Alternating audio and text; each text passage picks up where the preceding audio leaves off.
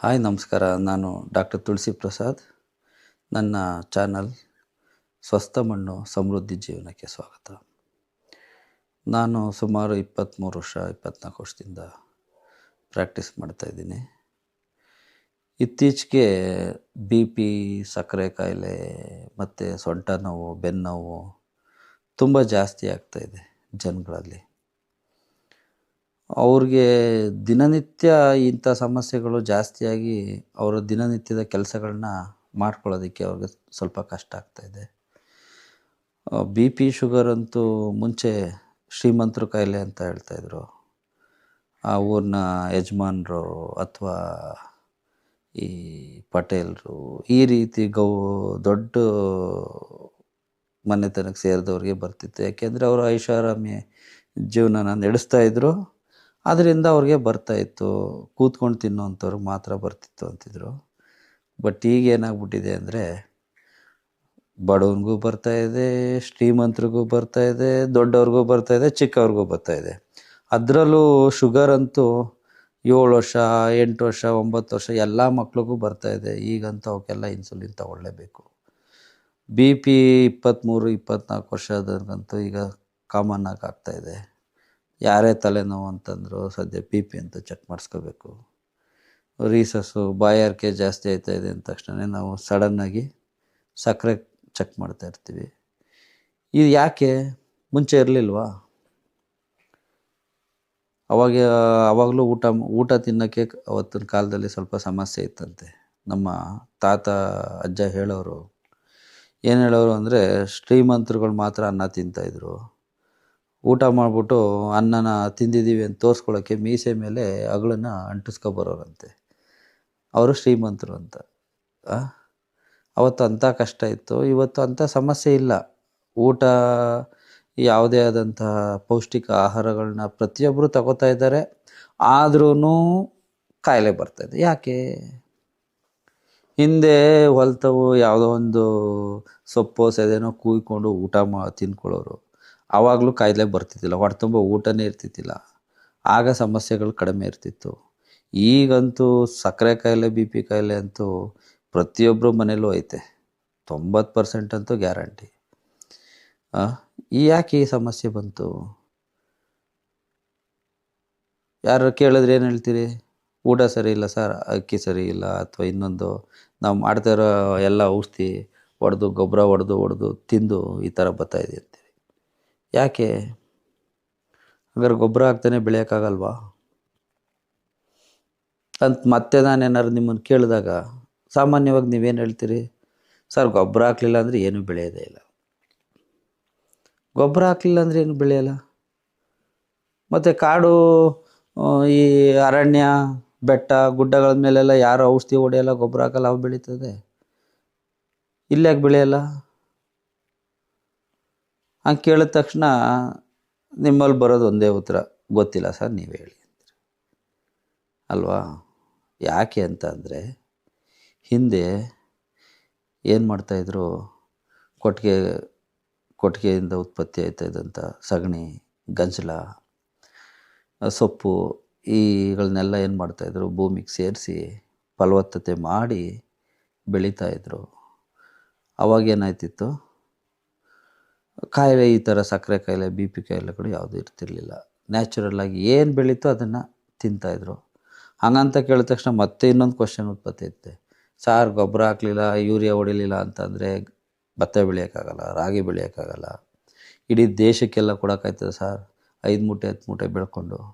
ಸರಿನಪ್ಪ, ಆಯಿತು. ನೀವು ಭತ್ತಕ್ಕೋ, ರಾಗಿಗೋ, ಅಥವಾ ಇನ್ನೊಂದು ಯಾವುದಾದ್ರು ಒಂದು ಮುಖ್ಯವಾದ ದೊಡ್ಡ ಬೆಳೆಗಳಿಗೆ ಹಾಕ್ಕೊಳ್ಳಿ. ಸಣ್ಣ ಪುಟ್ಟ ಬೆಳೆ, ಇವತ್ತು ಸಾಂಬಾರು ಸೊಪ್ಪು ಹಾಕ್ತೀರಿ, ಔಷಧಿ ಹೊಡಿತೀರಿ. ಒಂದು ತಿನ್ನೋ ಸಾಂಬಾರು ಸೊಪ್ಪಿಂದ ಹಿಡಿದು ಪ್ರತಿಯೊಂದು ಸೊಪ್ಪು, ಟೊಮೊಟೊ ಆಗಲಿ, ಆ ಹೂಕೋಸು, ಗೆಡ್ಡೆಕೋಸುಗಳಿಗಂತೂ ಲೆಕ್ಕ ಇಲ್ಲ, ಅಷ್ಟೊಂದು ಸುರಿತಾ ಇದ್ದೀರಿ. ಅದು ತಿಂತು ಅಂದರೆ ಇನ್ನೇನಾಗುತ್ತೆ ಹೇಳಿ? ಅದು ಡೈರೆಕ್ಟಾಗಿ ತೊಗೊಂಡಂತೂ ಸತ್ತೋಗ್ಬಿಡ್ತಾರೆ. ಬೇಡ, ಬಾಟ್ಲು ಓಪನ್ ಮಾಡಿ 100 ಸತಿ ತೊಳೆದ್ಬಿಟ್ಟು ಅದನ್ನು ಮತ್ತೆ ಅದರೊಳಗೆ ನೀರು ಹಾಕ್ಕೊಂಡು ಕುಡೀರಿ ಅಂದರೆ ಕುಡಿತೀರಾ? ಅಷ್ಟು ಕೆಟ್ಟ ವಾಸನೆ ಇರ್ತದೆ. ಅಂಥದನ್ನು ತರಕಾರಿ ಡೈರೆಕ್ಟಾಗಿ ಹೊಡೆದು ಮತ್ತೆ ಅದನ್ನೇ ತಗೊಂಡು ತಿಂದಾಗ ನಿಮಗೆ ಶರೀರದಲ್ಲಿರುವಂಥದ್ದು ಏನಾಗುತ್ತೆ, ಭೂಮಿಲಿರುವಂಥ ಬ್ಯಾಕ್ಟೀರಿಯಾಗಳಿರ್ಬೋದು, ಅವೆಲ್ಲ ಏನಾಗುತ್ತೆ, ಪ್ರತಿಯೊಂದು ನಾಶ ಆಗುತ್ತೆ. ಒಂದು ಎರೆಹುಳ ಇರ್ಬೋದು, ಪ್ರತಿಯೊಂದು ನಾಶ ಆಗುತ್ತೆ. ನಾಶ ಆಗಿರೋ ಮಣ್ಣು ತೊಗೊಂಡು ಅದರಲ್ಲಿ ಮಣ್ಣು ಅಷ್ಟೇ ಹೊರತು ಅದರಲ್ಲಿ ಜೀವ ಇರಲ್ಲ. ಜೀವಂತವಾದ ಮಣ್ಣನ್ನು ನೀವು ತಗೊಂಡು ನೀವು ಅದಕ್ಕೆ ಏನಾರೋ ಒಂದು ಬೀಜ ಎಸಿರಿ ಸಾಕು, ಬೆಳೆಯುತ್ತೆ. ಅದು ಬಿಟ್ಬಿಟ್ಟು ಸತ್ತೋಗಿರೋ ಮಣ್ಣನ್ನು ನೀವು ಏನೂ ಬೆಳೆಯಲ್ಲ ಅಂದರೆ ಏನೂ ಬೆಳೆಯಲ್ಲ. ಮಣ್ಣನ್ನು ಸಾಯಿಸಿದ್ದೀರಿ. ಅಟ್ಲೀಸ್ಟ್ ನಾನು ಹೇಳೋದೇನು ಅಂತಂದರೆ, ನೀವು 5 ಎಕರೆನೋ 4 ಎಕರೆನೋ 3 ಎಕರೆನೋ ಎಷ್ಟೋ ಒಂದು ಜಮೀನುಗಳನ್ನ ಇಟ್ಕೊಂಡಿರ್ತೀರಿ. ನಾನು ಹೇಳೋದು ಅದರಲ್ಲಿ 4 ಕುಂಟೆ 5 ಕುಂಟೆ ನೀವೇನು ಮಾಡ್ಬೋದು, ನಿಮ್ಮ ಮನೆಗೆ ಬೇಕಾಗುವಷ್ಟು ಎಲ್ಲ ರೀತಿಯಾದಂಥ ತರಕಾರಿಗಳನ್ನ ಹಾಕ್ಕೊಂಡು ಅದನ್ನು ಬೆಳ್ಕೊಂಡು ತಿನ್ನಿ. ಹೋಗಲಿ, ಬೇರೆಯವ್ರಿಗಾದರೆ ಸ್ವಲ್ಪ ಬಲ್ಕಾಗಿ ಬೆಳಿಬೇಕಾ ಹಾಕ್ಬೇಕಾ, ಅವ್ರಿಗಾರ ಕೊಡಿ. ಈಗ ನಮ್ಮ ದೇಶ ರೈತರ ದೇಶ ಅಲ್ವಾ? 90% 50-60% ಅಂತೂ ರೈತರಿದ್ದೀವಿ. ಎಲ್ಲರ ಹತ್ರನೂ ಭೂಮಿ, ಜಮೀನು, ಹೊಲ ಎಲ್ಲ ಇದೆ ಅಲ್ವಾ? ನಾವೇನು ಮಾಡ್ಬೋದು, ಅಟ್ಲೀಸ್ಟ್ ನಮ್ಮ ಮನೆಗಾರೋ ಹೋಗಲಿ, ಹೊರಗಡೆಗಾರ ಔಷಧಿನಾರೋ ಹೊಡೆದ್ಬಿಟ್ಟು ನಮ್ಮಂಥವ್ರು ಕೊಟ್ರಪ್ಪ ನಾವು ತಿಂತೀವಿ. ನೀವು ನಿಮ್ಮ ಮನೆಗಳಿಗಾದರೂ ನಿಮ್ಮ ಮಕ್ಕಳು, ನಿಮ್ಮ ಮೊಮ್ಮಕ್ಕಳು ಮುಂದೆ ಜೀವನದಲ್ಲಿ ಈ ಸಕ್ಕರೆ ಕಾಯಿಲೆ, BP ಕಾಯಿಲೆ ಇವರಿಂದ ತಪ್ಪಿಸ್ಕೋಬೇಕಾದ್ರೆ ಒಂದು ಸಮೃದ್ಧಿ ಜೀವನ ಅನ್ನೋದನ್ನು ನೀವು ರೂಢಿಸ್ಕೋಬೇಕಾದ್ರೆ ಸ್ವಸ್ಥ ಮಣ್ಣು ಬೇಕು. ಆ ಮಣ್ಣನ್ನು ಸ್ವಸ್ಥವಾಗಿ ಇಟ್ಕೊಳ್ದೇ ನಾವು ಸಮೃದ್ಧಿ ಜೀವನ ಹೊಂದ್ಕೊಳ್ತೀವಿ ಅನ್ನೋದೆಲ್ಲ ಸುಳ್ಳು. ನಾನು ಹೇಳೋದಿಷ್ಟೇ, ನೀವು ಬೇರೆ ಯಾರಿಗೂ ಬೇಡಪ್ಪ, ಬೇರೆಯವ್ರಿಗೆ ಬೇಕಾದ್ರೆ ನೀವು 5 ಎಕರೆಯಲ್ಲಿ ನೀವು ಔಷಧಿ ಹೊಡಿತೀರೋ, ಗೊಬ್ಬರ ಹಾಕ್ತಿರೋ, ಕಡಿಮೆ ಮಾಡಿ. ಅವರು ಮನುಷ್ಯರೇ, ನಾವುಗಳು ಮನುಷ್ಯರೇ. ಕಡಿಮೆ ಹಾಕಿ. ಅವನು ಜಾಸ್ತಿ ಬೆಳೆದ, ನಾನು ಜಾಸ್ತಿ ಬೆಳೆದ್ಬಿಟ್ಟು ಕೊಟ್ಬಿಡ್ಬೇಕು, ಮಾರ್ಬಿಡ್ಬೇಕು, ಸಂಪಾದನೆ ಮಾಡಬೇಕು ಅಂದಷ್ಟು ಭೂಮಿ ಹಾಳಾಗ್ತಾ ಹೋಗುತ್ತೆ. ಆಗ ಗೊಬ್ಬರ ಖರ್ಚು ಮಾಡ್ತಾ ಹೋಗ್ತಾ ಇರ್ತೀರಿ. ಅದನ್ನು ಕಮ್ಮಿ ಮಾಡಿ. ಅರ್ಥ ಆಯ್ತಾ? 100 ರೂಪಾಯಿ ಕಮ್ಮಿ, 10 ರೂಪಾಯಿ ನೀವು 100 ರೂಪಾಯಿ ಗೊಬ್ಬರಕ್ಕೆ ಹಾಕೋದು ಕಡಿಮೆ ಮಾಡಿದ ತಕ್ಷಣ 10 ರೂಪಾಯಿ ಕಮ್ಮಿ ಆಗ್ಬೋದು ಬೆಳೆಯಲ್ಲಿ. ಆದರೆ 90 ರೂಪಾಯಿ ಉಳಿತಾಯ ಆಗಿರ್ತದೆ. ಮನುಷ್ಯನು ನಿಮ್ಮ ಜೊತೆಯಲ್ಲಿರೋರು ಬದುಕ್ತಾರೆ. ನೀವು ನಿಮ್ಮ ಮನೆಗೋಸ್ಕರನಾದರೂ 4 kg ಬೆಳೆಯೋ ಜಾಗದಲ್ಲಿ 2 kgನಾರ ಬೆಳ್ಕೊಂಡು ನೀವು ಈ ರೀತಿ ಸಾವಯವದಿಂದ ಬೆಳೆಯುವಂಥದ್ದನ್ನು ಅಭ್ಯಾಸ ಮಾಡಿಕೊಡಿ. ಸುಮ್ಮನೆ ಮಣ್ಣೆಲ್ಲ ಸತ್ತೋಗಿದೆ, ನೀವು ಈಗ ಏನೂ ಬೆಳೆಯೋದಿಲ್ಲ ಸರ್, ಹಾಕ್ಬಿಟ್ಟ ತಕ್ಷಣವ ಅದು ಏನೂ ಒಂದು ಗಿಡನೂ ಹುಟ್ಟೋದಿಲ್ಲ ಅಂತಂದರೆ, ಹುಟ್ಟೋ ರೀತಿ ಮಾಡ್ಕೋಬೇಕು. ಅದಕ್ಕೆ ಕೊಟ್ಟಿಗೆ ಗೊಬ್ಬರನೋ ಎರೆಹುಳ ಗೊಬ್ಬರನೋ ಹಾಕಿ ಕಳಿಸಿ ಅದನ್ನು ಅದರಲ್ಲಿ ಜೀವನ ತುಂಬಿ ಒಂದು ಬೀಜ ಹಾಕಿದಾಗ ಅದು ಬೆಳೆಯುತ್ತೆ ಅಲ್ವಾ? ಮಣ್ಣೆಲ್ಲನೂ ರೌಂಡಪ್ಪು, DAPನೋ ಯೂರಿಯಾನ ಹಾಕಿ ತುಂಬ ಸ್ಟ್ರಾಂಗಾಗಿ ಹಾಕಿ ಅದರಲ್ಲಿರೋವಂಥ ಜೀವಾಣುಗಳು, ಜೀವಿಗಳನ್ನೆಲ್ಲ ಕೊಂದು ನಾನು ಬೆಳಿತೀನಿ ಅಂತ ಹೋಯ್ತು ಅಂತ ಅಂದಾಗ ಏನೂ ಬೆಳೆಯಲ್ಲ. ಹೌದಲ್ವಾ? ಫಸ್ಟ್ ಭೂಮಿ ಪ್ರಿಪೇರ್ ಮಾಡ್ಕೊಳ್ಳಿ. ಭೂಮಿ ಪ್ರಿಪೇರ್ ಮಾಡಿ ಆಮೇಲೆ ಏನಾದ್ರು ಹಾಕಿ. ಫಸ್ಟು ಭೂಮಿನ ರೆಡಿ ಮಾಡಬೇಕು. ಅಷ್ಟು ಮಾಡ್ದೇ ಏನು ಹಾಕಿದ್ರು ಬೆಳೆಯಲ್ಲ ಅಂತಂದರೆ ಬೆಳೆಯಲ್ಲ. ಹೌದಲ್ವಾ? ನಾನು ಹೇಳೋದಷ್ಟು, ನಿಮ್ಮ ಮಕ್ಕಳು ಮೊಮ್ಮಕ್ಕಳು ಇವರೆಲ್ಲ ಚೆನ್ನಾಗಿರಬೇಕು ಅಂದರೆ ಅಟ್ಲೀಸ್ಟು ನಿಮ್ಮ ಹತ್ರ 5 ಎಕರೆ 10 ಎಕರೆ ಇದೆ, 20 ಎಕರೆ ಇದೆ, ಬೇಕಿಲ್ಲ, ಒಂದು 4ರಿಂದ 5 ಕುಂಟೆ ಇಲ್ವ 1-1.5 ಕುಂಟೆ 2 ಕುಂಟೆಗಾದರೂ ಎಲ್ಲ ರೀತಿ ತರಕಾರಿಗಳನ್ನ ಹಾಕಿ ನೀವು ನಿಮ್ಮ ಮನೇಲಿ ಉಪಯೋಗಿಸ್ಕೊಳ್ಳಿ. ಹೊರಗಡೆ ಕೊಡ್ಬೇಕಾದ್ರೆ ಸ್ವಲ್ಪ ಹೆಚ್ಚಾಗಿ ನಿಮ್ಗೇನೋ ಬೆಳೀತಾ ಇಲ್ಲ ಅಂತ ಅಂದ ತಕ್ಷಣ ನೀವು ಗೊಬ್ಬರ ಹಾಕೋದೊಂದೇ ಪರಿಹಾರ ಅಲ್ಲ. ಭೂಮಿನ ಫಲವತ್ತತೆ ಮಾಡಿದ್ರೆ ನೀವು ಗೊಬ್ಬರ ಹಾಕೋ ದುಡ್ಡು ಉಳಿತದೆ, ಬೆಳೀತದೆ. ಹಿಂದೆ ಎಲ್ಲ ಬೆಳೀತಿತ್ತು. ಹಿಂದೆ ಯಾರೋ ಬ್ರಿಟಿಷರು ಅವರೋ ಇವರೋ ಅವ್ರ ದೇಶದನ್ನು ತಂದು ನಮ್ಮ ದೇಶಕ್ಕೆ ತುಂಬಕ್ಕೋಸ್ಕರ ಏನು ಮಾಡಿದ್ರು, ಈ ರೀತಿ ಮಾಡಿ ಭೂಮಿಯೆಲ್ಲನೂ ಹಾಳು ಮಾಡಿ ಈಗೇನು ಮಾಡಿದ್ದಾರೆ, ಅದು ಹಾಕ್ದಂಗೆ ಏನೂ ಬೆಳೆದಂಗೆ ಮಾಡಿದ್ದಾರೆ ಅಷ್ಟೇ. ಈಗಲೂ ನಾವು ನೈಸರ್ಗಿಕ ಕೃಷಿ, ಸಾವಯವ ಕೃಷಿ ಇಂಥದ್ರ ಮೇಲೆ ನಾವು ಗಮನಿಸಿದ್ರೆ ನಮ್ಮ ಮುಂದಿನ ಪೀಳಿಗೆ ಸೊಂಟ ನೋವು, ಬೆನ್ನೋವು ಏನಕ್ಕೆ? ಹಿಂದೆ ಹಂಗಾದರೆ ಹಾಲು ಕರಿತಿಲ್ವಾ, ಇನ್ನೊಂದಾಗಲಿ ಏನಾರು ಹೊಲ ಉಳ್ತಿರ್ಲಿಲ್ವಾ, ಗುದ್ಲಿ ಕೆಲಸ ಮಾಡ್ತಿರ್ಲಿಲ್ವಾ? ಅವರೆಲ್ಲರಿಗೂ ಯಾಕೆ ಬರ್ತಿರ್ಲಿಲ್ಲ ಸೊಂಟ ನೋವು, ಬೆನ್ನೋವು? ಈಗ ಯಾಕೆ ಬರ್ತದೆ ಹೇಳಿ? ಈಗ ಯಾಕೆ ಬರ್ತದೆ ಅಂದರೆ ನೀವು ತಿನ್ನೋ ಅನ್ನದಲ್ಲಿ ಏನು ಸತ್ವ ಇಲ್ಲ. ಸತ್ವ ಇಲ್ದೇ ಇರೋದ್ರಿಂದನೇ ಏನಾಗ್ತಾಯಿದೆ, ಖಾಲಿ ಹೊಟ್ಟೆ ತುಂಬ ಊಟ ಮಾಡ್ತಾಯಿದ್ದೀವಿ ಅನ್ನೋದು ಬಿಟ್ಟರೆ ಅದರಲ್ಲಿ ಯಾವುದೋ ಮನುಷ್ಯನಿಗೆ ಬೇಕಾಗಿರುವಂಥ ಶರೀರನ ಇಂಪ್ರೂವ್ ಮಾಡುವಂಥದ್ದು ಯಾವುದೂ ಇಲ್ಲ. ದಿನ ಅಣುವಾಗಿ ಕೊಲ್ತಾ ಇರುವಂತಹ ಆಹಾರವನ್ನು ನಾವು ತಗೋತಾ ಇದ್ದೀವಿ. ಅದು ಹೊಟ್ಟೆ ತುಂಬ ತಿಂತಾಯಿದ್ದೀವಿ ಅಷ್ಟೇ. ಅದರಲ್ಲಿ 20% ಸುಧಾ ನಮ್ಮ ಶರೀರಕ್ಕೆ ಬೇಕಾಗುವಂಥ ಯಾವುದೇ ಆದಂತಹ ಅದರಲ್ಲಿ ಪೌಷ್ಟಿಕಾಂಶ ಇಲ್ಲ. ಹೊಟ್ಟೆ ತುಂಬ್ತಾ ಇದೆ ಹೊರತು ಶರೀರ ಅಂತ ಡೆವಲಪ್ ಮಾಡ್ತಾಯಿಲ್ಲ. ಅದಕ್ಕೆ ಗೆಳೆಯರೇ, ನಾನು ಹೇಳೋದಿಷ್ಟೇ, ನೀವು ಏನೇ ಆಗಲಿ ನಿಮ್ಮ ಮನೆ ಸುತ್ತಮುತ್ತ ಒಂದು ಪಕ್ಕ ಒಂದು ಸ್ವಲ್ಪ ಜಾಗ ಇರಲಿ, ಅದರಲ್ಲೇ ಒಂದು 4-5 ಥರ, ಒಂದು 8 ಥರ ಗಿಡಗಳನ್ನ ಹಾಕಿ ಬೆಳೆಸಿ. ಸಿಟಿಗಳಲ್ಲೂ ಏನು ಸಮಸ್ಯೆ ಇಲ್ಲ. ಈಗ ಕೆಲವ್ರು ಏನು ಮಾಡ್ತಾಯಿದ್ದಾರೆ, ತಮ್ಮ ಮಾಡಿ ಮೇಲ್ಗಳಲ್ಲೆಲ್ಲ ಅದ್ರ ಮೇಲೇ ಈ ಪ್ಲ್ಯಾಸ್ಟಿಕ್ ಚೀಲಗಳು ಅಥವಾ ಡಬ್ಬಗಳನ್ನೆಲ್ಲ ಇಟ್ಟು ಅದರಲ್ಲಿ ಟೆರೇಸ್ ಗಾರ್ಡನ್ ಅಂತ ಮಾಡಿ ಬೆಳೀತಾ ಇದ್ದಾರೆ. ಹಾಗೆ ಸ್ವಲ್ಪ ಪ್ರಯತ್ನ ಪಡಬೇಕು, ಆಸಕ್ತಿ ವಹಿಸಬೇಕು. ಆಗಂತೂ ಖಂಡಿತ ನಾವು ಈ ಆರೋಗ್ಯ ಸಮಸ್ಯೆಗಳಿಂದ ನಾವು ನಮ್ಮ ಮಕ್ಕಳನ್ನು ನಾವು ಸುಧಾ ದೂರ ಕರ್ಕೊಂಬರ್ತೀವಿ, ಆರೋಗ್ಯದ ಕಡೆಗೆ ಕರ್ಕೊಂಬರ್ತೀವಿ. ಹಿಂದೆ ಒಂದು ಕತೆ ಹೇಳ್ತಾ ಇತ್ತು, ಜ್ಞಾಪಕ ಬರುತ್ತೆ. ಕಿಸಾ ಗೌತಮಿ ಅಂತ ಬುದ್ಧನ ಹತ್ರಕ್ಕೆ